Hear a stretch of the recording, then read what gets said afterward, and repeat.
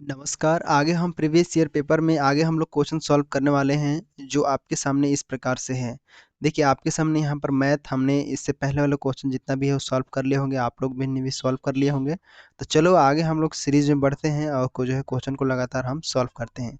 देखो क्या लिखा हुआ है कि एक रेखा का समीकरण जो बिंदु ए का एक बिंदु है 2 और 3 से गुजरती है और एक्स अक्ष के साथ 45 डिग्री का कोण बनाती है। यदि यह रेखा सरल रेखा एक्स, ये रेखा का नाम है यहाँ पर एक्स वाई प्लस 1 बराबर 0 है तो पी बिंदु पर मिलती है, तो दूरी बताइए ए और पी की दूरी क्या होगा।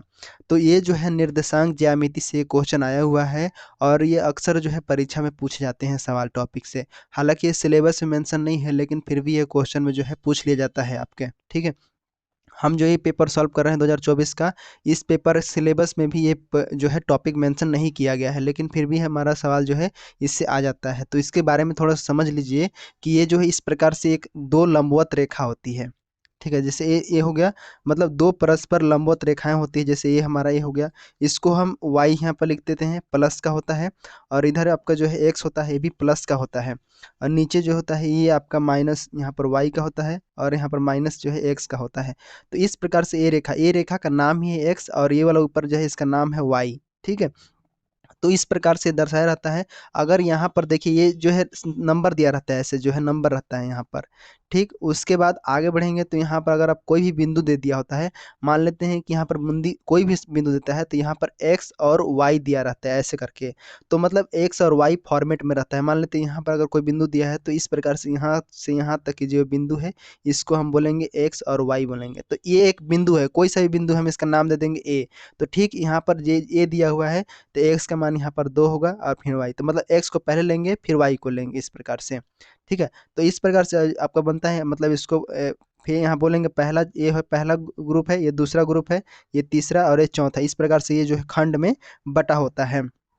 ठीक है, तो ये जो y जो होता है इसको क्या बोलते हैं, यहाँ पर एक भुज बोलते हैं, इसको हिंदी से बोलते हैं भुज, एब्सिस का शायद बोलते हैं उसको। और इसको y को बोलते हैं कोटि। कोटि जो ऊपर ऑर्डिनेट होता है उसको कोटि बोला जाता है, बीच में जो होता है यहाँ पर ये जीरो होता है। तो ऐसे जो है यहाँ पर बताया जाता है। इसी में से सवाल बनता है, अलग अलग टाइप के सवाल बनते हैं। जैसे कि आपको जो है डिस्टेंस ज्ञात करने के लिए पहला टाइप बनता है, तो डिस्टेंस कैसे निकाला जाता है। तो अगर आपके सामने सवाल इस प्रकार से बनता है, जैसे यहाँ पर कोई भी बिंदु बी है, बी बिंदु है, एक्स है और एक्स 1 है या फिर एक्स हम यहाँ पर, और एक बिंदु यहाँ पर ए है, इन दोनों के बीच हमें डिस्टेंस ज्ञात करना है। तो कैसे ज्ञात करते हैं, जैसे यहाँ से ये आपका जो है एक रेखा ऐसे बना देंगे और ऐसे ये मिला देंगे, तो ये रेखा हो गया एक ठे, एक ए बन गया।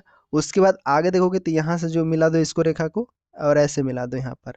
अब देखो कि यहाँ पर ए जो है x1 और x2 है, मतलब x2 और x1 y2 है। ठीक है, और ये जो है ये वाला कहलाएगा, बिंदु कहलाएगा x1 और y1 कहलाएगा। तो इन दोनों के बीच अगर हम दूरी ज्ञात करना है तो यहाँ पर कुछ नहीं करना, सिंपल आपको जो है ये जो है इससे इसके लेकर यहाँ तक त्रिभुज, मतलब त्रिभुज खींच लेते हैं तो इसका मान हमें निकल जाता है, क्योंकि हमें इसका और इसका दूरी पता है। इसका मान यहाँ पर ये y है ना, तो y यहाँ पर हो जाएगा y1, और इधर आपका जो है x1 ये वाला है, इधर इधर का दूरी कहलाएगा x1। ठीक है, इस प्रकार से। तो इन दोनों के बीच आपका जो है यहाँ पर ज्ञात करना रहता है। कहने का मतलब है कि यहाँ पर पाइथागोरस प्रमेय आपका लग जाता है। तो ये फर्स्ट टाइप में हम इसको पढ़ते हैं, और भी टाइप में मैं एक बार बताता हूँ। तो इसी में आपका जो है सिंपल फार्मूला क्या होता है पाइथागोरस का, तो यहाँ पर d से निकालते हैं, इसका डिस्टेंस निकालते हैं, इसका d। तो डिस्टेंस निकालने के लिए यहाँ पर x2 और माइनस x1 और इसका स्क्वायर होता है, उसके बाद y2 माइनस y1 का स्क्वायर होता है ऐसे। ठीक है, तो ऐसे जो है फार्मूला होता है इसके बारे में, लेकिन हम लोग जो है टॉपिक पर सीधे यहाँ पर चलते हैं इसके बारे में। ठीक, आगे जो होता है स्लोप ज्ञात करने के लिए आता है। जैसे अगर इसी इसी प्रकार यहाँ पर आरेख बना हुआ है तो इसी में हमें स्लोप ज्ञात करने के लिए आता है। कैसे आता है, तो देखिए ये सिंपल है, तो ये रेखा खींच देगा 20 से ऐसे, ये रेखा को बोलेगा कि कितना डिग्री का यहाँ पर थीटा, ये कोण कितना बना है, तो कोण ज्ञात करने के लिए आ जाता है। तो इसको हम ही इसी को हम बोलते हैं एम, मतलब यहाँ आता है प्रवणता। प्रवणता स्लोप ऑफ लाइन को हम एम से दर्शाते हैं। एम बराबर tan थीटा होता है। ठीक है, tan थीटा होता है। तो जो भी tan थीटा का मान रहता है वो यहाँ पर हम निकाल लेते हैं थीटा का मान। मान लेते हैं अगर यहाँ पर 30 डिग्री है, अब पूछ रहा है कि ये जो है स्लोप कितना डिग्री झुका हुआ है, मतलब एम का मान निकालिए। तो यहाँ पर एम लिख देंगे, और एम मतलब बराबर tan थीटा होता है, तो थीटा का मान यहाँ पर 30 है, तो tan 30 का मान क्या होता है, तो ये होता है आपका 1/3 होता है ऐसे। तो ऐसे आपको जो है यहाँ पर निकालना रहता है, तो इसको बोलते हैं प्रवणता वाला स्लोप ज्ञात करने के लिए आता है। बस सुने रहो अभी, ये एक बार आगे स्टेप हम इसका बढ़ते हैं एक बार, ठीक। ये जो सवाल दिया हुआ है, ये सवाल में आपको दो चीज़ें यहाँ पर समझना पड़ेगा, दो चीज़ें यहाँ पर।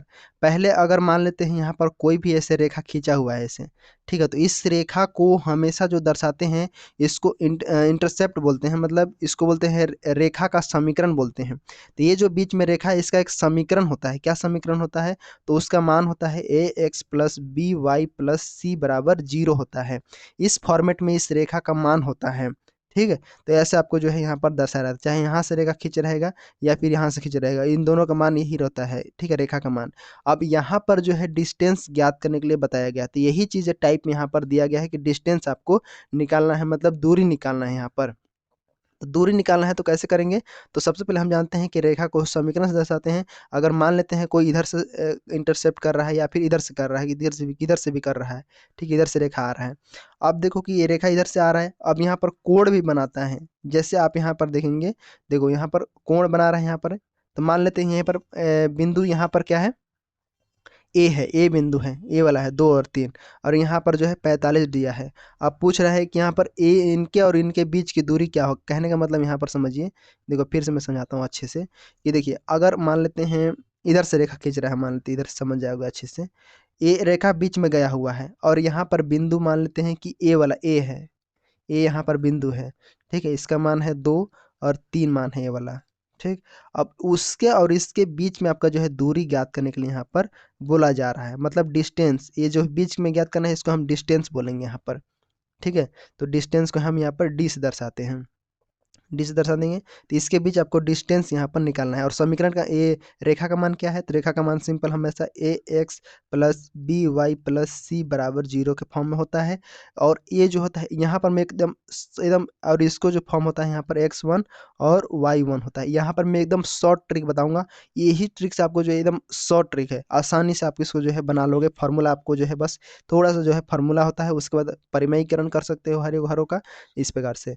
देखो यहाँ पर सिंपल, इतना हम समझ गए। अब देखो यहाँ पर सिंपल आप फॉर्मूला लिख लो, सूत्र सूत्र लिख लो। यहाँ पर क्या होता है, तो कभी भी अगर आपको इस प्रकार से अगर आपको निकालने के लिए आए कि डिस्टेंस निकालने के लिए, तो सिंपल आपको जो है क्या करना है, ax1 प्लस by1 प्लस सी, ये ऊपर वाला हो गया। नीचे आपको जो है अंडर रूट में क्या लेना है, तो ए स्क्वायर प्लस बी स्क्वायर, ऐसे जो है रखना है। और यही चीज़ है, इसी फॉर्मूला रख के आप आंसर निकाल सकते हो, चाहे कोई भी। यहाँ पर प्रवणता वगैरह निकालने की जरूरत नहीं है, बस इस पर सिंपल मान रखो और सिंपल सवाल निकल जाएगा यहाँ पर आंसर, ठीक है। तो इसको अभी यहाँ पर देख रखे रहो, अभी इसको समझ गए। इसको मैं अलग कर लेता हूँ यहाँ पर, तो मैं इसको सेलेक्ट करके इसको मैं थोड़ा सा अलग कर लेता हूँ, ठीक है। जैसे मान लेते हैं यहाँ पर रख लेता हूँ इसको, ठीक है, आपको समझने के लिए। ये सूत्र को आपको याद रखना है अच्छे से, यहाँ पर रखे रहो इस सूत्र को। अब इसी के आधार पर मैं आपको जो है इसी फार्मूला के आधार पर आपको बना के यहाँ पर दिखाता हूँ। तो देखो समझो, पहले आपको जो है यहाँ पर मान रखना है क्या, देखो यहाँ पर सिंपल a और x1 का है, तो x1 का मान यहाँ पर देखो क्या है, 2 है।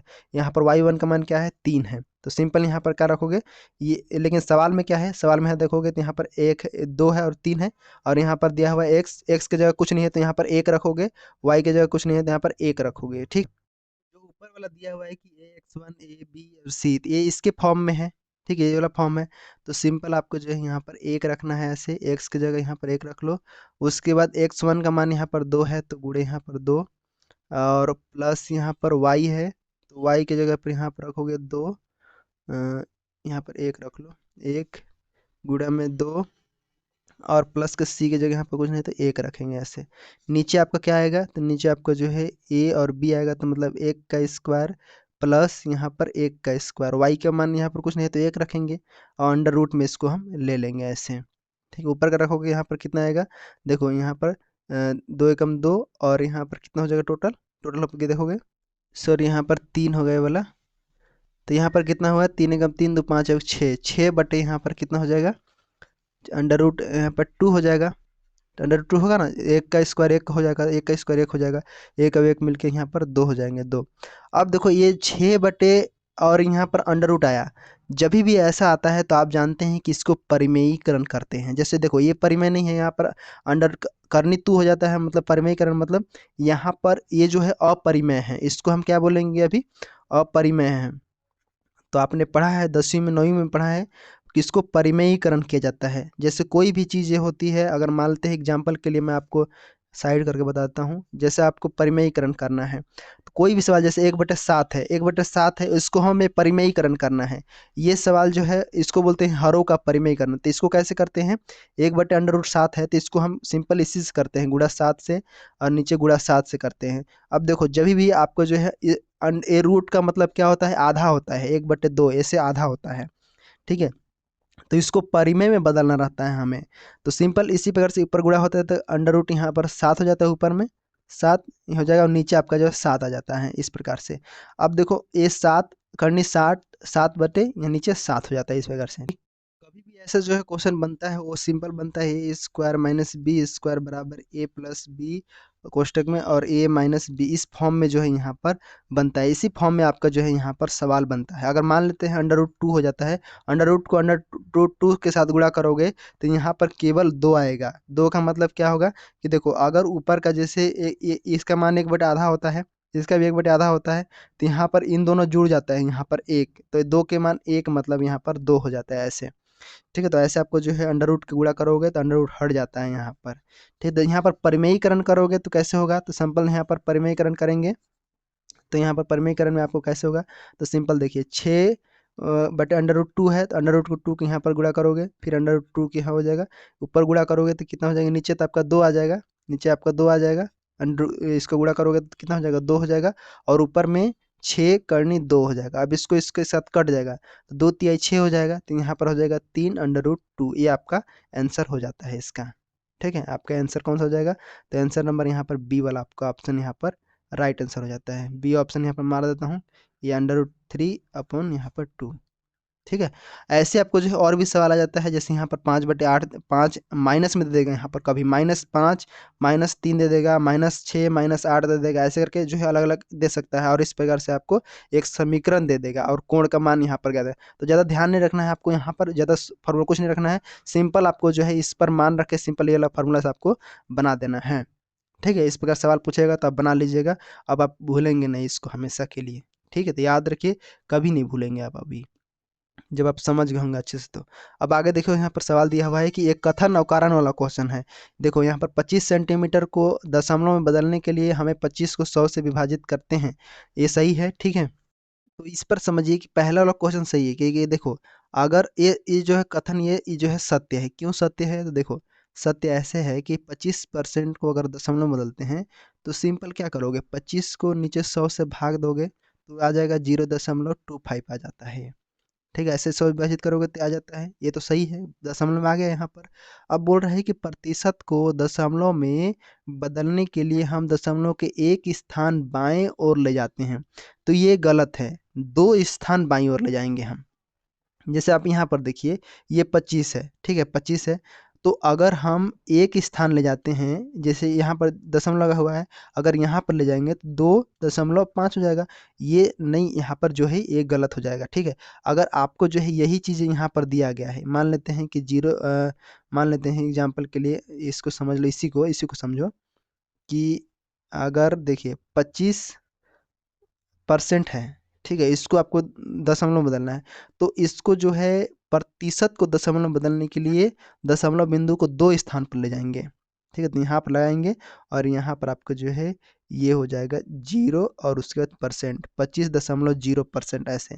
तो ऐसे एक ये हो जाएगा रॉन्ग, यहाँ पर हो जाएगा 25.0%, ऐसे 2 बाईं ओर ले जाएंगे, ठीक है। तो इसलिए कारण जो हो जाता है, कारण क्या हो जाता है यहाँ पर, असत्य है, इसलिए यहाँ पर ऑप्शन कौन सा हो जाएगा, तो ऑप्शन यहाँ पर जो है ये हो जाएगा सत्य है परंतु आर असत्य है, मतलब सी ऑप्शन यहाँ पर राइट आंसर हो जाएगा, समझे। तो ऐसे क्वेश्चन पूछा जा रहा है, तो ऐसे क्वेश्चन को थोड़ा प्रैक्टिस करो आप अभी। आगे देखो यहाँ पर एक और सवाल है, यहाँ पर कथन है और कारण पर आधारित है। बहुत अधिक जनसंख्या वाले छोटे देश अविकसित होते हैं, ठीक। जनसंख्या विस्फोट संसाधनों की कमी की ओर ले जाता है, तो सही है कि गलत है, तो देखो यहाँ पर सही बात है क्यों है? क्योंकि देखो अगर हम जनसंख्या विस्फोट, छोटे देश में अगर जनसंख्या ज़्यादा रहेगा बहुत अधिक, तो वो अविकसित हो जाएगा, क्योंकि जनसंख्या कंट्रोल करना ज़रूरी होता है। हमारे देश जो है डेवलपमेंट अगर लाना है तो जनसंख्या पर कंट्रोल करना बहुत आवश्यक है। तो ये तो सही है। ठीक है, दूसरा बोल रहा है जनसंख्या विस्फोट संसाधनों की कमी की ओर ले जाता है। जनसंख्या विस्फोट का अर्थ क्या हुआ इसका?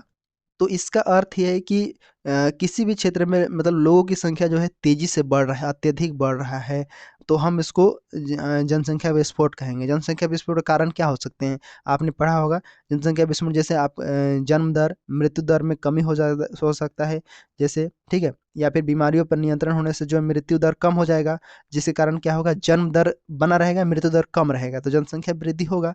साथ में अगर बोलेंगे कोई व्यक्ति गरीबी है, साथ में वो पढ़ा लिखा नहीं है, शिक्षित व्यक्ति नहीं है, तो शिक्षा कमी के कारण जो है गरीब परिवार में मतलब नियोजन को नहीं समझ पाएगा।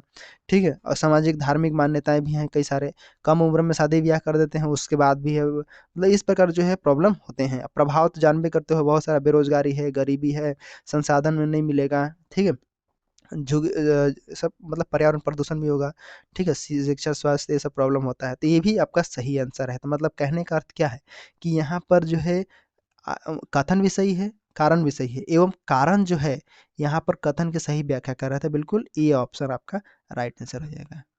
ठीक है, अब देखो ये सवाल जो है मैथ में डाल दिया है, आप क्या कर सकते हैं, इसको आंसर जवाब देना पड़ेगा आपको। ठीक है, तो यहाँ पर आपका राइट आंसर हो जाता है ये। आगे देखो यहाँ पर समबाहु त्रिभुज, समबाहु का मतलब क्या, समद्विबाहु लिखा है, जिसके जो है दो भुजा यहाँ पर बराबर होते हैं। द्विबाहु जहाँ लगा तो ये दो भुजा आपको इसमें क्या रहेंगे, बराबर रहेंगे, ये जो है अलग रहेगा, तो इसको बोलते हैं समद्विबाहु। ठीक है, समद्विबाहु। ठीक, इसमें हमें जो है परिमाप ज्ञात करना है।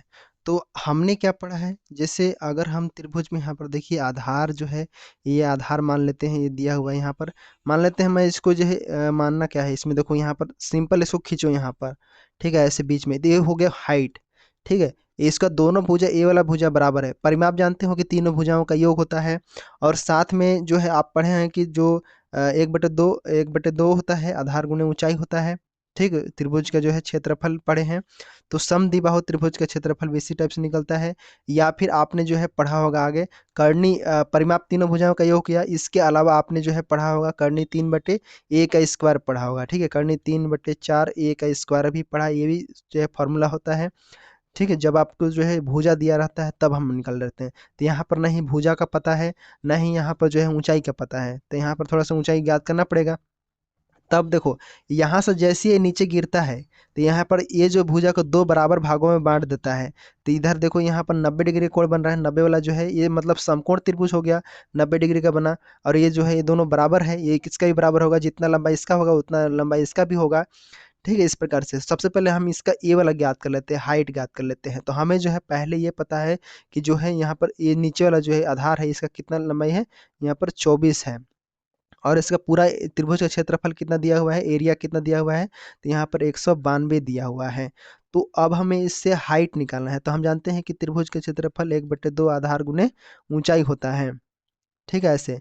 तो यहाँ पर रख दीजिए क्षेत्रफल बराबर, क्षेत्रफल तो ऑलरेडी दिया हुआ है, तो 100 यहाँ पर 92 बराबर 1/2, और नीचे क्या है यहाँ पर हो जाएगा 24। अभी हम इसको नहीं काउंट कर रहे हैं ना, अभी हम 24 रख रहे हैं यहाँ पर, 24 गुणे हाइट हमें निकालना है, तो 24 यहाँ पर हो गया। अब देखो ये जो 2 है, ये 2 से यहाँ पर 24 कट गया ये वाला, तो यहाँ पर 12 बचा, तो 192 बराबर यहाँ पर 12 गुणे हाइट। अब ये देखो 12 से ये 192 कटेगा, तो एच का मान निकलेगा कितना बार में जाएगा, तो 12 16 बार में जाएगा, तो हाइट कितना हो गया यहाँ पर 16 हो गया। ठीक है, इसका ऊंचाई मान कितना हो गया, 16 हो गया। अब देखो यहाँ पर अगर हम देखेंगे तो ये देखो एक एक त्रिभुज बन रहा है इधर से, और एक त्रिभुज बन रहा है इधर से, दो त्रिभुज बन रहा है। तो एक त्रिभुज को पाइथागोरस प्रमेय लगा लो, तो यहाँ पर ये भी निकल जाएगा, भुजा का मान निकल जाएगा। क्योंकि अगर तीनों, ये देखो अगर भुजा का मान निकल जाएगा तो हम आसानी से जो है परिमाप निकाल लेंगे, क्योंकि हमें दो भुजा का पता चल गया, हाइट के यहाँ पर पता चल गया कि ये 16 है, और 16 दोनों के लिए है, और यहाँ पर जो है ये यहाँ से यहाँ तक लंबाई कितना हुआ, ये इसका आधा होगा, मतलब 24 का आधा 12, ये 12 हो जाएगा यहाँ पर। ठीक है, 12 12 बढ़ जाएगा दोनों भाग में। तब देखिए यहाँ पर हम जो है मतलब भुजा को हम बांट दिए, तो आधा हो गया, यहाँ पर 12 हो गया, यहाँ पर भी जो है 12 हो गया, पूरा यहाँ से यहाँ तक लंबाई कितना है, 24 है।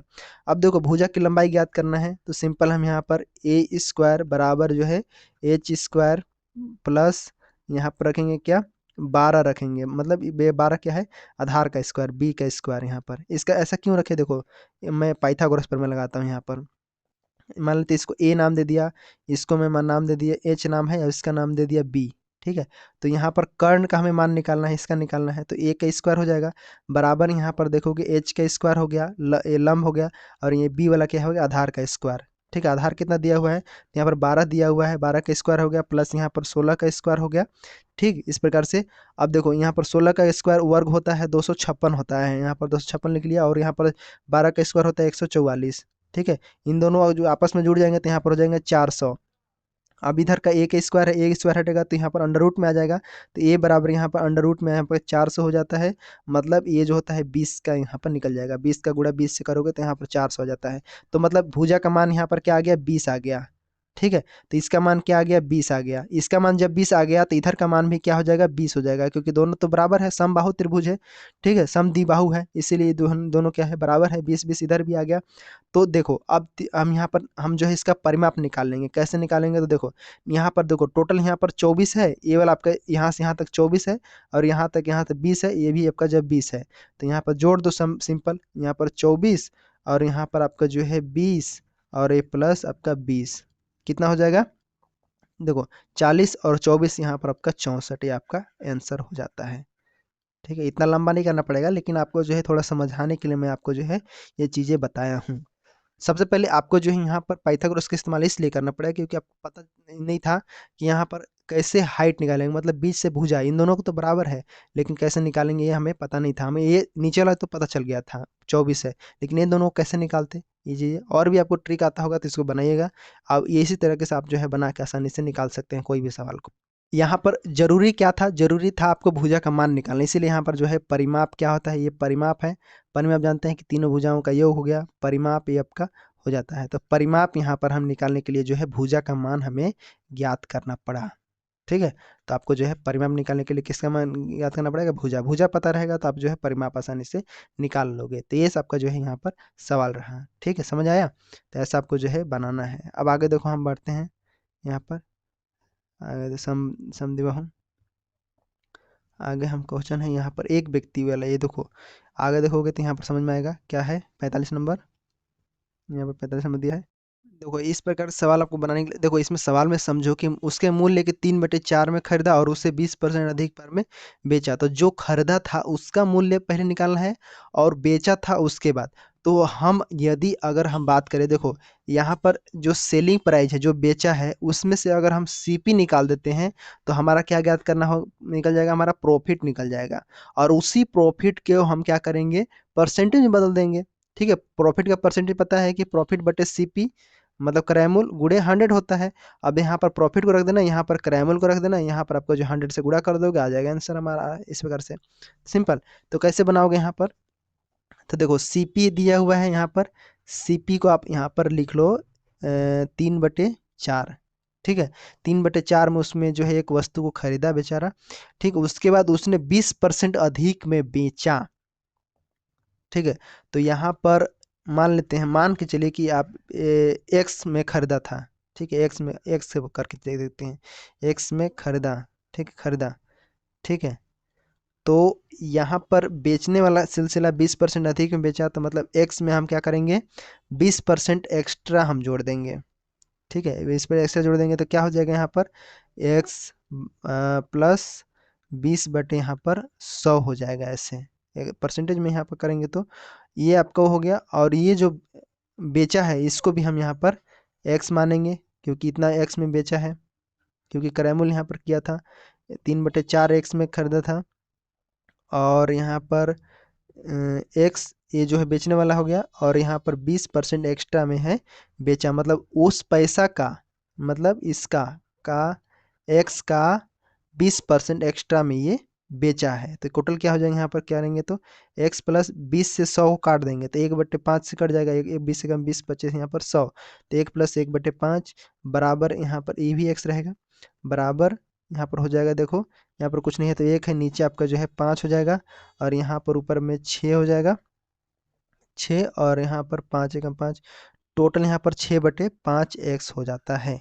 ये क्या है, ये एसपी है, मतलब सेलिंग प्राइस है उसका। अब यही सेलिंग प्राइस को सीपी से घटा दो, यहाँ पर ये क्या है, सीपी है, और ये आपका जो है सेलिंग प्राइस है, एसपी है। तो हम क्या करेंगे, एसपी से सीपी को घटा देंगे, तो हमारा जो है प्रॉफिट निकल जाएगा। ठीक है, प्रॉफिट निकल जाएगा जैसे मैंने यहाँ बताया।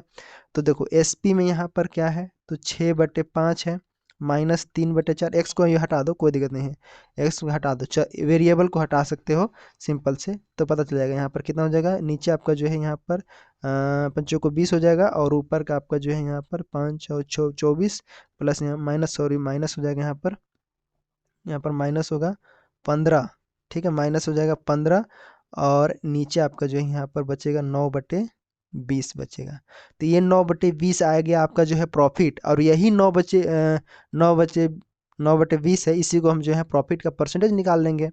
सिंपल, देखो रफ कार्य में कर लो, यहाँ पर क्या करोगे, तो 9/20 है, क्योंकि प्रॉफिट का हम जानते हैं प्रॉफिट बटे सीपी गुणे 100 होता है, मतलब लाभ, जो भी लाभ है उसको जो है परसेंटेज निकालने के लिए हमें, प्रॉफिट परसेंटेज निकालने के लिए, लाभ परसेंट निकालने के लिए हमें लाभ बटे क्रय मूल गुणे 100 से हम करते हैं। तो 9/2 है, 9/2 है, उसके बाद नीचे हम क्या लिखेंगे, 3/4, यही तो हम खरीदारी वाला था ना, खरीदने वाला, यहाँ पर आपका 100 से गुणा कर दो, आ जाएगा आंसर। देखो 9 यहाँ पर इसको उल्टा करोगे तो यहाँ पर हो जाएगा टोटल 9/20 से यहाँ पर हो जाएगा, ये कटेगा तो टोटल यहाँ पर 9/20 था ना, यहाँ पर ये देखो 9/20 था। अब इसको हम किए तो 9/20 हो जाएगा, और ये जो है बदल जाएगा, 3 जो है ऊपर चला जाएगा, मतलब इस प्रकार से यहाँ पर 4 ऊपर चला जाएगा, 3 नीचे आ जाएगा, 4/3। ठीक है, गुणे 100 ऐसे। ठीक है, अब इसको जो है काट कर दो, कटोगे तो यहाँ कितना आएगा, सिंपल इसको काट दो, 3×3 = 9, और यहाँ पर 4×5 = 20। ठीक है, 3 बटे यहाँ पर 5 गुणे में आपका 100 हो गया।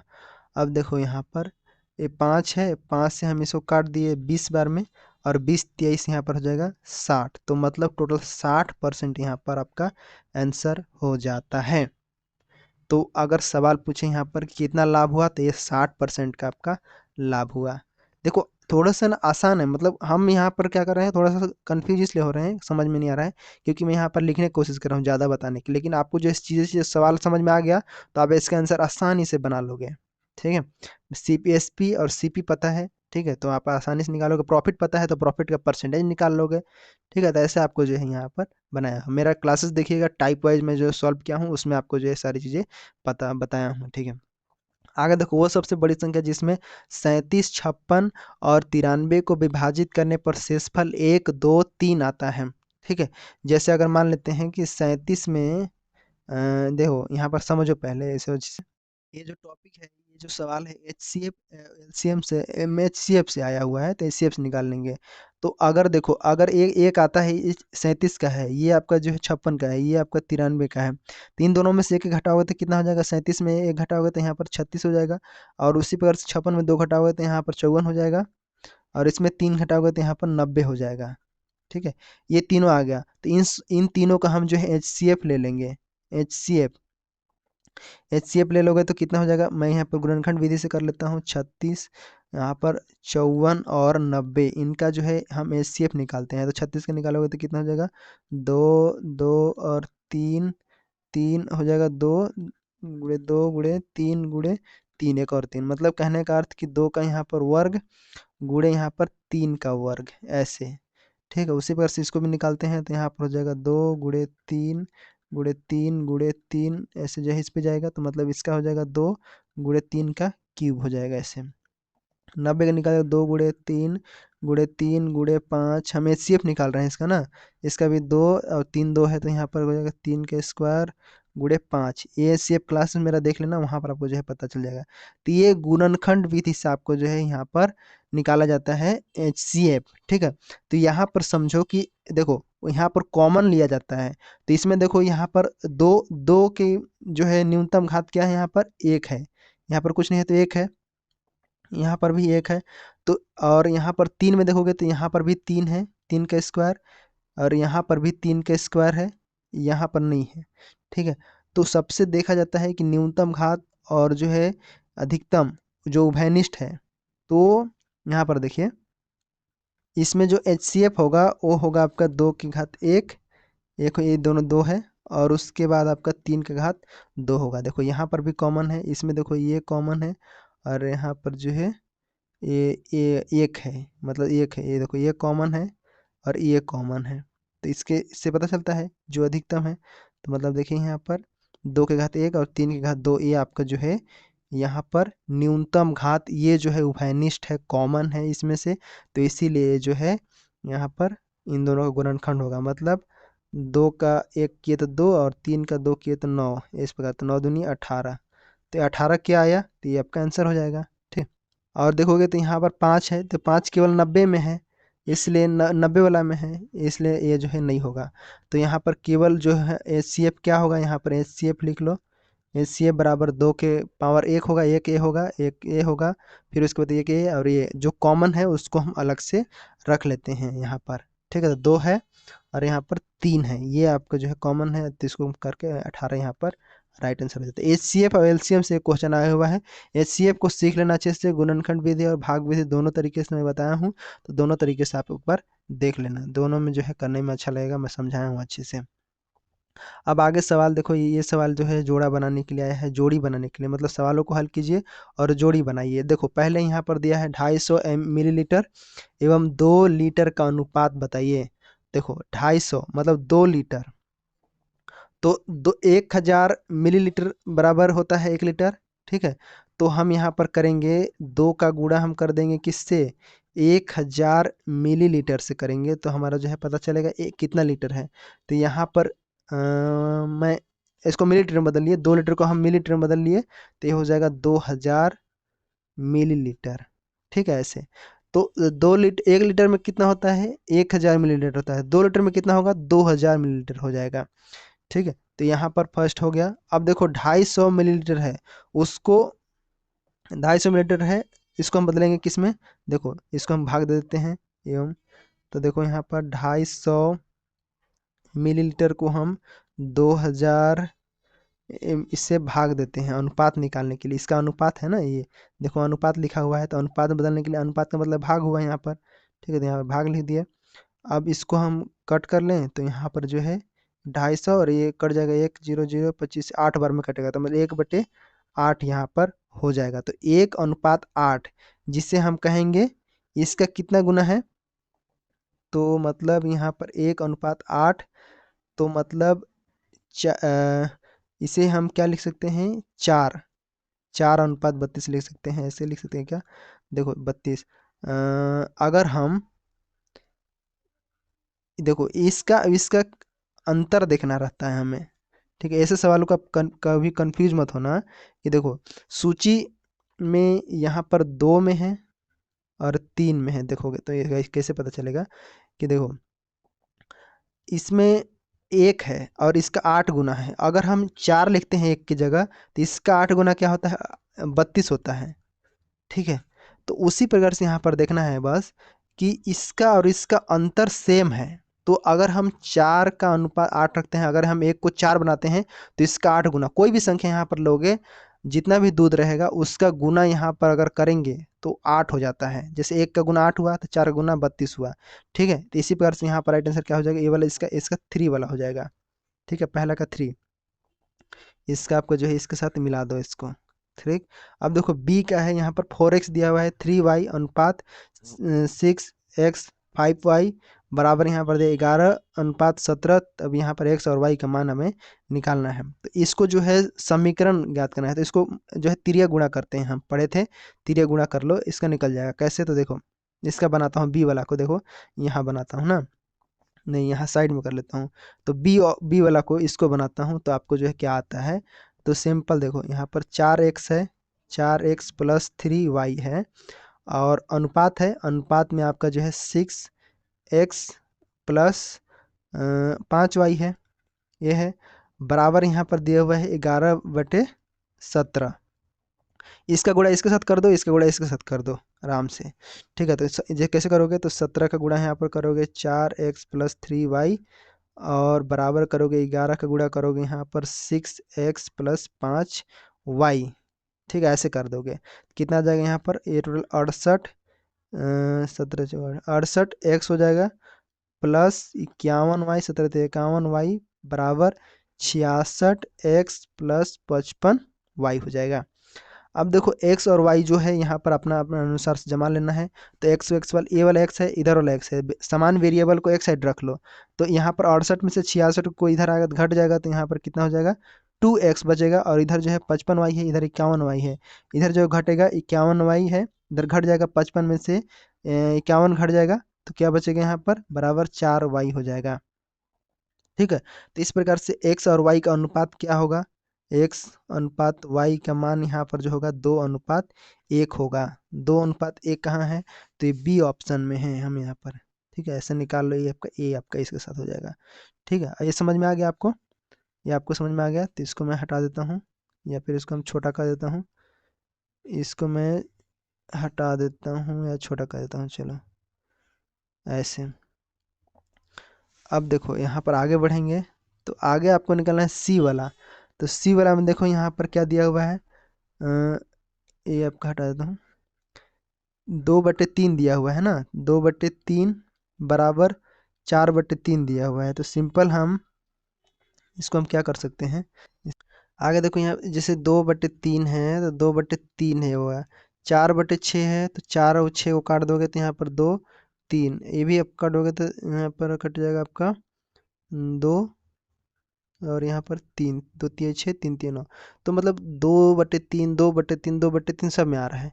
तो यहाँ पर भी कोई इन दोनों अनुपात में से जो बचा हुआ है, इन दोनों का जब काटेंगे तो इसका भी 2/3 आना चाहिए। तो 33 से अगर हम 33/22 को काटेंगे तो ये जो है नहीं आ रहा है, ये जो है 3/2 आ रहा है, मतलब अलग उल्टा हो जा रहा है, ऊपर 3 आ जा रहा है। अगर हम 12/18 को काटते हैं तो ये जैसे यहाँ पर ये जो है 2/3 आ जा रहा है। ठीक है, ये आ रहा है 6 और ये 6, ये आपका 6। तो यहाँ पर जो है ये 2/3 ये बराबर आ रहा है, मतलब यहाँ पर राइट आंसर आपका जो है ये वाला इसका इसका हो जाएगा तीसरा नंबर, और जो बचा है वो किसका हो जाएगा, ये पहले का हो जाएगा। ठीक है, पहले का कैसे हो जाएगा, तो इसको भी जो है अलग तरीके से देखो, एक्स वाई है तो x/y को हम ऐसे करके x/y करोगे, जैसे सवाल में दिया है ना वैसे आपको जो है करना है। y/, यहाँ पर 3 करोगे, ऐसे रखोगे, फिर उसके बाद 5x और 7y बराबर 11 है। ठीक है, उसके बाद ये भी 22 मतलब आ जाएगा आंसर आपका इसका भी। ठीक है, तो ये ऑप्शन यहाँ पर समझ में आया, तो ऑप्शन यहाँ पर कौन सा हो जाएगा, तो ऐसे जो है हल करने पर ऑप्शन आपका जो है यहाँ पर डी डी सी ऑप्शन हो जाएगा, जो कि ए का 3 हो जाएगा, बी का 4, सी का 2 और डी का 1 हो जाता है। ठीक है, तो सी ऑप्शन यहाँ पर राइट आंसर हो जाता है, समझे। तो ऐसे जो है आपको सवाल बनाने के लिए आएगा अभी आपका सवाल, तो उसको आपको हल करना होगा। आगे देखो ऐसे सवाल आया है, निम्न में से कौन सा ठोस है, घन, बेलन, क्या है, खोखला, बेलन, गोलीय, छल्ला। तो घन क्या है, क्यूब है, इसको क्यूब, तो ये क्या है, एक ठोस वस्तु है।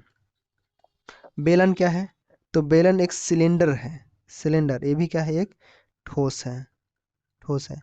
ठीक है, आगे देखोगे खोखला बेलन, खोखला बेलन को हॉलो सिलेंडर बोलेंगे। तो ये जो है ठोस नहीं है, ठोस नहीं है, क्योंकि जो क्यों नहीं है, क्योंकि अंदर में क्या है, अंदर में खाली है, अंदर में खाली है, ये ठोस नहीं है। गोलीय छल्ला, तो छल्ला भी क्या है, ठोस नहीं है। क्यों नहीं है, क्योंकि एक वलय है, छल्ला जैसे कैसे वलय होता है ना, ऐसे छल्ला छल्ला बना रहता है ऐसे ऐसे, ये तो इसको जो है वलय बोलते हैं, तो ये भी खाली है, तो ये नहीं है। तो मतलब यहाँ पर सही क्या होगा, तो यहाँ पर ए और बी आपका राइट आंसर हो जाएगा, ए और बी, सी ऑप्शन यहाँ पर आपका जो है राइट आंसर, घन और बेलन आपका राइट आंसर हो जाता है।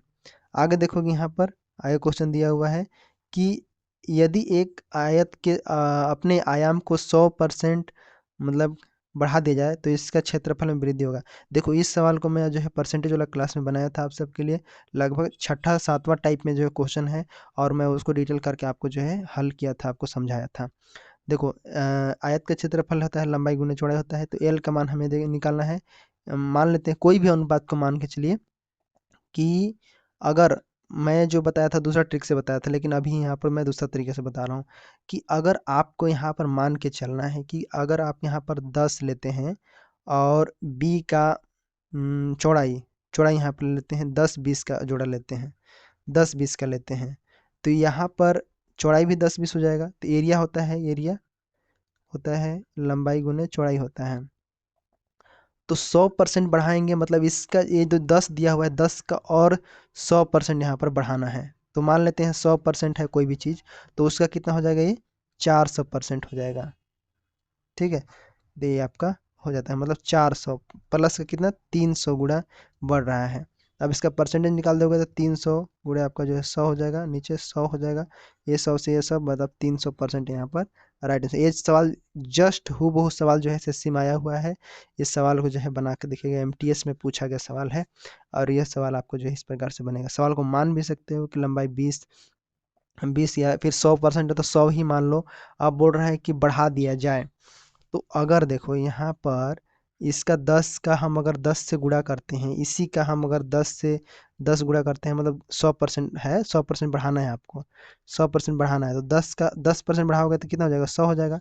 और वहीं पर 20 का अगर हमें 100% बढ़ाना है तो 20 से गुणा करोगे इसको, तो 20 कितना हो, 400 हो जाएगा।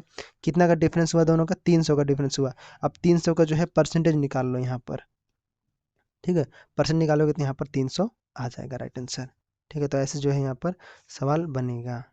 क्लियर है। आगे देखो यहाँ पर, यदि किसी कोण और उसके पूरक कोण के आधे का योग 75 डिग्री है तो कोण होगा। देखो पूरक कोण क्या होता है, पूरक कोण 90 डिग्री यहाँ पर होता है।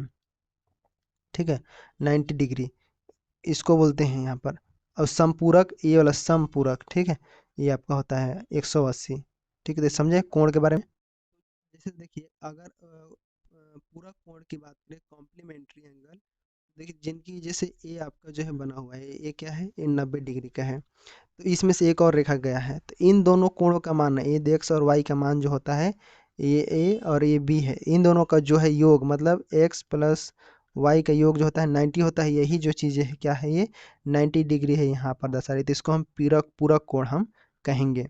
तो यहाँ पर बोल क्या रहे संवाल में, संपूरक तो जान गए, संपूरक में सीधी रेखा पर होता है। ठीक है, अब बोल रहे हैं यहाँ पर सवाल को कि पूरक कोण के आधे का 75 है, मतलब कोई भी कोण है ऐसे, उसमें जो है उसमें उसके पूरक कोण के आधे, पूरक कोण के आधे मतलब 90 और माइनस थीटा, जो भी कोण है 90 डिग्री का होता है पूरक कोण, और उसका आधा, आधा को हम 2 से कर देंगे, इस किसके बराबर है, तो ये 75 के बराबर है। ऐसे ऐसे सवाल बन रहा है ना। कोई कोण यहाँ पर बोल रहा है, तो कोण यहाँ पर दर्शा दिए, उसके पूरक कोण में 90 माइनस थीटा। ठीक है, 90 माइनस थीटा होगा, क्योंकि हम जानते हैं दो कोणों का योग यहाँ पर 90, और इसी को जो है पूरक कोण बोलते हैं, कॉम्प्लीमेंट्री एंगल बोलते हैं, जिनकी कोणों मापों का कोण का माप का योग होता है 90 डिग्री होता है। ठीक है, तो ऐसे हम लिख लिए कि 90 डिग्री का होगा, उसमें से जो भी है आधा आधा होगा। ठीक है, इस प्रकार से तो यहाँ पर आधा कर लिए। अब देखो यहाँ पर अब हम इसको हल करेंगे, तो यहाँ पर जो है समीकरण को इसको भी हम करेंगे, हल करेंगे यहाँ पर। उसके बाद यहाँ पर भिन्न का जोड़ भी बना सकते हो आप, जैसे चाहे वैसे कर सकते हो। सिंपल यहाँ पर नीचे 2 लिखोगे, ये 2 और इसका जो है ये हो जाएगा कितना, 2 थीटा हो जाएगा ये वाला, प्लस में यहाँ पर कितना हो जाएगा, यही रहेगा 90 माइनस थीटा रहेगा, 90 डिग्री माइनस थीटा रहेगा। और ये जो 2 है अब जो है उस पर जाएगा यहाँ पर। ठीक है, ये 2 यहाँ से हटेगा, ये 2 जाएगा, यहाँ पर भाग में है तो उस पर जाएगा, तो क्या हो जाएगा, ये गुणा में हो जाएगा 2 से, तो 75 दूनी यहाँ पर 150 हो जाता है, 150 अंश का। और यहाँ पर 2 थीटा है, प्लस में 90 माइनस थीटा है, तो एक थीटा से एक थीटा कट जाएगा, तो बचेगा क्या, थीटा यहाँ पर प्लस 90 बचेगा यहाँ पर। ठीक है, 90 डिग्री और बराबर जो है 150 बचेगा। अब देखो ये थीटा बराबर हमें निकालना है, तो ये प्लस में है तो उस पर जाएगा, तो क्या हो जाएगा, माइनस में हो जाएगा, तो 150 डिग्री माइनस 90 डिग्री कर दोगे, तो यहाँ पर टोटल कितना आ जाएगा, थीटा बराबर ये आपका 60 डिग्री आ जाएगा। तो आंसर कहाँ है आपका, तो आंसर आपका जो है यहाँ पर थीटा बराबर 60, सी ऑप्शन आपका राइट आंसर हो जाता है। ठीक है, तो ऐसे आपको जो है सवाल यहाँ पर बनाया गया है, बहुत आसान है, लेकिन जो है समझना जरूरी है यहाँ पर। ठीक है, आगे क्वेश्चन दिया हुआ है। ठीक है, देखो आगे सवाल यहाँ पर देखोगे, मैं इसको जूम कर देता हूँ, ये भी कथन कारण से है। ये सवाल जो है कभी कभी परेशान कर देता है, तो इसको अच्छे से देखो थोड़ा। क्या है, निर्देश दिया हुआ है कि कथन कारण देखिए, चतुर्भुज की क्रमागत भुजाओं का उभयनिष्ठ बिंदु होता है, बिल्कुल होता है। जैसे देखो उभयनिष्ठ का मतलब क्या है, जैसे ये चतुर्भुज, कोई भी चतुर्भुज ले लेते हैं, मतलब मान लेते हैं A B B C, A B A B B C, ऐसे कर ले लो। ठीक है, तो ए देखो ए बी बी सी क्या है, यहाँ पर बी क्या है, ये शीर्ष है, इन दोनों को मिल सकते हैं यहाँ पर, चतुर्भुज की बात कर रहे हैं यहाँ पर। तो ये आपको जो है कहने का मतलब ये है कि क्रमागत भुजाएं, जो क्रम से चल रही हैं भुजाएं, BC और AB हम मान लें और जो है BC मान लें, AB और BC। तो इसमें जो है B क्या है, ये B एक शीर्ष पर इन दोनों जो है, इन दोनों और इन दोनों मिल रहे हैं, तो उनका उभयनिष्ठ क्या होगा, B होगा। इन दोनों में से देख रहे हो ना, B आपका जो है वो आप निकल जाएगा, उभयनिष्ठ कॉमन निकल जाएगा। लेकिन दूसरा कारण बोल रहा है कि चतुर्भुज की विपरीत भुजाओं के दो उभयनिष्ठ बिंदु होते हैं। तो देखो एक कथन जो है यहाँ पर असत्य है और ये वाला आपका सही है। कथन यहाँ पर देखो कारण असत्य क्यों है, क्योंकि देखिए रीजन गलत क्यों है, क्योंकि जो विपरीत भुजा यहाँ पर बोल रहा है कि विपरीत भुजाओं जैसे AB हो सकता है और DC हो सकता है, DC ऐसे ABDC, ये विपरीत भुजा है इसका, इसका ये क्या है, ये विपरीत है ना ये, लेकिन ये क्या है, इसके साथ ही है समांतर, समांतर हो सकता है या फिर समांतर नहीं भी हो सकता है, ऐसे जाकर ऐसे मिल सकता है, समांतर नहीं भी हो सकता है या फिर हो सकता है। लेकिन कभी भी मतलब कभी भी एक दूसरे को ये नहीं काट सकते हैं, ठीक है। तो नहीं काटेगी तो समांतर होगी, तो इसमें जो है कोई उभयनिष्ठ नहीं होता। जैसे देखोगे कि यहाँ पर AB है तो यहाँ पर DC है, तो इसमें कोई उभयनिष्ठ है, इसमें उभयनिष्ठ नहीं है, तो ये कारण जो है यहाँ पर गलत हो जाता है। तो ऑप्शन नंबर यहाँ पर क्या हो जाएगा, ऑप्शन नंबर यहाँ पर आपका जो है C हो जाएगा आपका राइट आंसर। कथन सही है लेकिन कारण जो है यहाँ पर गलत है, ठीक है, समझे। आगे सवाल क्या दिया हुआ है, देखो यहाँ पर दिया साधारण ब्याज दिया हुआ है कि 15,000 नहीं सॉरी 1500 साधारण ब्याज पर एक निश्चित राशि इन्वेस्ट करता है, इन्वेस्ट किए गए 2,000 रुपये 2% अधिक दर पर निवेश किए 3 वर्षों में कुल ब्याज 750 रुपये होता है। 1500 किस दर पर निवेश किए गए हैं, दर ज्ञात करने के लिए आला साधारण ब्याज में। देखो साधारण ब्याज और चक्रवृद्धि ब्याज को याद रखना, क्योंकि यहाँ से एक क्वेश्चन बनता ही है आपको, मतलब याद रखने का मतलब प्रैक्टिस कर लेना इसको। यहाँ पर 2,000 दिया हुआ है और यहाँ पर 1500 दिया हुआ है, 1500 पर एक निश्चित दर पर निश्चित है, तो देखो 1500 लोग जानते हैं कि PRT/100 होता है, यही ना होता है साधारण ब्याज का, PRT/100 होता है। T यहाँ पर दिया है 3 वर्ष, 3 वर्ष दिया हुआ है, ठीक है। और कुल ब्याज यहाँ पर दिया हुआ है, देखो कुल ब्याज 750 दिया हुआ है कुल ब्याज, ठीक है। तो बना लोगे आप यहाँ से, कुछ नहीं करना है जी आपको, यहाँ पर 1500 है गुणा R, इसमें कोई नहीं बढ़ाया है, निश्चित दर है, इसमें निश्चित दर है तो यहाँ पर R को सीधे लिखो, ठीक है। प्लस गुणा यहाँ पर 3 करो, ये 3 क्या है, समय है, T है टाइम, नीचे आपका 100 है। अब बोल रहा है कि 3 वर्ष में कुल, और उसके बाद बोल रहा है एवं, एवं करके यहाँ पर दिया हुआ है, एवं 2,000 रुपये 2% अधिक दर पर, जो R% था ना उसमें 2% अधिक दर पर निवेश किया 3 वर्ष में, बताइए क्या होगा। तो इसको सिंपल क्या करोगे, यहाँ पर प्लस करोगे, एवं करेगा तो प्लस करो, यहाँ पर 2,000 गुणा यहाँ पर R हो गया, R में जो है 2% एक्स्ट्रा जोड़ना है, तो यहाँ पर प्लस का हम 2 करेंगे और गुणे में यहाँ पर 3 करेंगे और बटे में आपका जो है 100 लिखेंगे, और ये जो कुल ब्याज आ रहा है यहाँ पर बराबर करके 750 डालना, क्यों डालना, क्योंकि कुल ब्याज इन दोनों का मिलाकर है, ठीक है। तो यहाँ पर काट दो, इसको कट जाएगा कितना बार में, देखो 00 से 00 कट जाएगा, 15 बजेगा, 15 तिया 45, यहाँ पर 45 R हो गया, प्लस में प्लस यहाँ पर देखो ये भी 00 से 00 करेगा, 20 तिये 60, 60 यहाँ पर हो गया, ये R+2 है ये वाला, बराबर 750 इधर वाला लास्ट वाला है, ठीक, इस प्रकार से आ गया। अब देखो यहाँ पर 45 R है और यहाँ पर 60 है, 60 R है, ठीक है। और ये जो -2 है इसको हम क्या करेंगे, ये देखो 45 है और यहाँ पर 60 है ये टोटल, ठीक है, माइनस में 2, यहाँ पर प्लस है तो यहाँ पर प्लस होगा ये, ठीक है। मतलब यहाँ पर कहने का अर्थ है कि यहाँ पर R नहीं होगा, ये गुणा हो जाएगा 60 के, इसके साथ दोनों में गुणा हो जाएगा, तो क्या हो जाएगा यहाँ पर 45 R हो जाएगा और प्लस का 60 यहाँ पर R हो जाएगा, और ये आपका जो है प्लस 60 गुणा 2 से करोगे 120 हो जाएगा और बराबर से इधर 750 हो जाएगा। अब देखो यहाँ पर 145 और 60 जोड़ दो, यहाँ पर 100 105 हो जाएगा, 105 R हो गया प्लस 120 R 120 बस हो गया, और यहाँ पर 120 बराबर 750 हो गया। अब देखो R का हमें निकालना है, ठीक है, R का यहाँ पर निकालना है, और यहाँ पर 120 जो है लास्ट में संख्या है, ये संख्या की संख्या इसके साथ घट जाएगा, तो 750 में से 120 हम घटा देंगे तो कितना बचेगा, 630 बचेगा। तो कहने का मतलब कि यहाँ पर 105 आर बराबर आपका 630 है, तो आर बराबर क्या लिखोगे यहाँ पर 630 बटे आप 105 कर दो, इन दोनों को काट दोगे तो यहाँ पर कितना बार में जाएगा, ये आपका चला जाएगा 6 बार में, तो ये आर का मान यहाँ पर क्या हो जाएगा 6 हो जाएगा, यहाँ पर राइट आंसर 6% आपका राइट आंसर। ऑप्शन नंबर यहाँ पर आपका जो है सी ऑप्शन आपका राइट आंसर हो जाता है। कहने का मतलब क्या हुआ है कि 1500 के लिए जो इन्वेस्ट की गई है 6% की दर पर है, 6% की यहाँ पर दर पर आपका राइट आंसर हो जाता है। समझे, इसी प्रकार से आपको जो यहाँ पर बनेगा।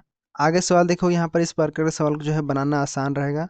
ठीक है, दिया है कि एक व्यापारी ने घड़ी 540 रुपये में खरीदी एवं उस पर ऐसा मूल्य अंकित किया, अंकित मतलब होता है मार्क्ड प्राइस, ठीक है, एमपी बोलते हैं मार्क्ड प्राइस, ठीक है उसको बोलते हैं, और 15% छूट देने के पश्चात उसे 19% का लाभ हो। घड़ी का अंकित मूल्य क्या होगा, ऐसा अंकित मूल्य रखना है जिसमें उसको 15% का लाभ हो, डिस्काउंट देकर, कितना डिस्काउंट देकर, 15% डिस्काउंट देकर उसको फायदा हो, ठीक है 19% का फायदा हो। तो पहले हम समझ लेते हैं कि एसपी क्या होगा, ये जो 19% पर वो बेचेगा तो उसका सेलिंग प्राइस क्या होगा, फिर सेलिंग प्राइस से हम जो है निकाल लेंगे आराम से, हम एमपी को मतलब उसको मार्केट प्राइस को अंकित मूल्य को निकाल लेंगे। तो सबसे पहले हमें निकालना पड़ेगा एसपी, निकालना पड़ेगा सेलिंग प्राइस। सेलिंग प्राइस निकालने के लिए आपको जो है सीपी गुणे में आपका जो है 100 प्लस में जो है प्रॉफिट परसेंट यहाँ पर लिखना पड़ता है, और बटे में आपका जो है यहाँ पर 100 होता है। ये फार्मूला पढ़े हैं हम, तो कुछ नहीं करना है, सीपी की जगह यहाँ पर 540 है तो इसको रख देना है, 100 यहाँ पर प्लस में आपको जो है 19% में बेच रहा है तो 19 यहाँ पर लिख दिए, अब यहाँ पर आपका जो है 100 हो गया ऐसे। ठीक है, उसके बाद क्या होगा, तो उसके बाद यहाँ पर 540 और यहाँ पर 119 हो जाएगा, 119 बटे 100, तो मतलब 540 गुणे 119 बटे में यहाँ पर आपका जो है 100 हो जाएगा। अब इसका जो है कैलकुलेशन करेंगे, गुणा में है ना, गुणा में है तो 1 0 से 1 0 कट गया, तो मतलब टोटल यहाँ पर आपका जो है 64 260 हो जाएगा। अब बटे में आपका जो है यहाँ पर 100 रहेगा, इन दोनों का गुणा कर दो आपस में। ठीक है, अब देखो 100 से इसको भाग दिए तो दशमलव में चला जाएगा, क्योंकि 60 ऊपर में है, तो मतलब ये जाएगा लगभग 642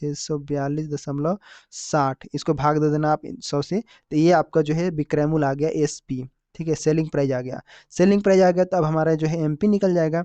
एमपी निकालने के लिए आपको जो है सिंपल वही है, एसपी बराबर एमपी गुणे में 100 माइनस में जो है यहाँ पर छूट निकाल रहे हैं, मतलब विक्रय मूल्य और छूट का उपयोग करके जो है अंकित मूल्य हम निकाल रहे हैं, तो यहाँ पर जो है 100 माइनस डिस्काउंट परसेंट यहाँ पर निकलेंगे, डिस्काउंट परसेंट निकलेंगे, नीचे में आपका जो है यहाँ पर 100 लिख देंगे इस प्रकार से। तो एसपी क्या दिया हुआ है, तो यहाँ पर 642.60 है बराबर यहाँ पर एमपी, एमपी निकालना है, और यहाँ पर 100 माइनस में जो है 15% का डिस्काउंट दे रहा है, नीचे आपका जो है यहाँ पर 100 हो जाता है इस प्रकार से। ठीक है, अब देखो यहाँ पर एमपी, यहाँ पर 100 में से 15 खाएगा 85, 85 बटे 100 हो जाएगा। अब देखो एमपी को इधर ले आओगे तो एमपी इधर आ जाएगा, तो 85 क्या है, 85 नीचे आ जाएगा, ऊपर वाला जो 85 नीचे आ जाएगा, और बाकी जो है 100 और ये दोनों ऊपर आ जाएंगे, मतलब यहाँ पर 642.60 गुणे 100 बटे में आपका जो है नीचे 85 आ जाएगा ऐसे।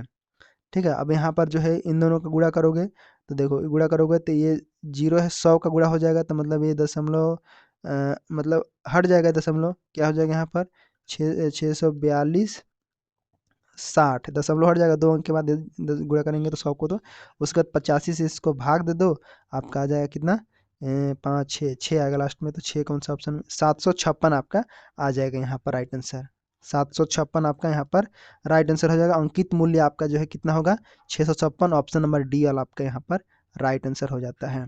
देखें, ऐसे आपको जो है बनाना है यहाँ पर। ठीक है, सवाल को यहाँ पर बड़ा नहीं करते हैं, अभी देखो यहाँ पर टाइम एंड वो डिस्टेंस है, तो इसको जो है बनाइएगा आप। ठीक है, अगले क्लास में हम मिलते हैं तुरंत, अभी जो है अगला क्लास होगा, अभी तुरंत इसको मैं सॉल्व करता हूँ। क्लास बड़ी होने के कारण जो है ना अपलोड होने में दिक्कत होता है, यहाँ पर इंटरनेट का बहुत इश्यू है, इस वजह से जो है अगले क्लास में हम जो है तुरंत इसको हम बनाते हैं। ठीक है, ज़्यादा बड़ा नहीं करेंगे, यहाँ पर समझ गए। तो कैसा लग रहा है क्लास, कमेंट बॉक्स में बताइएगा। पीडीएफ के लिए आपको जो है सिंपल क्या करना है, यहाँ पर देखो आपको जो है सोल स्टडी सर्च करना है, इस पर आपको जो है सोल स्टडी पर चले जाना है, यहाँ पर आपको जो है पूरा पीडीएफ जो है प्राप्त हो जाएंगे। जो भी आपको पीडीएफ नोट्स लेना है यहाँ से बिल्कुल आसानी से जो है इसको सीधे क्लिक करके आप आसानी से इसको प्राप्त कर सकते हैं। नीचे जाके यहाँ पर ये देखो सारा जानकारी यहाँ पर उपलब्ध है, रिविजन कैसे करना है यहाँ पर नोट्स पर क्लिक करके इसको आपको जो है प्राप्त कर लीजिएगा। उसी प्रकार से आपको जो है सिंपल यहाँ पर जॉब आयोग भी है, जॉब आयोग वेबसाइट है, उस पर भी जाकर आपको जो है मिल जाएगा। तो ये है क्लासेस, कैसा लग रहा है कमेंट बॉक्स में बताइएगा। क्या आपने कभी नोट्स डाउनलोड किए हैं, कर लीजिएगा। ठीक है, मिलते हैं अगले क्लास में, तब तक के लिए धन्यवाद।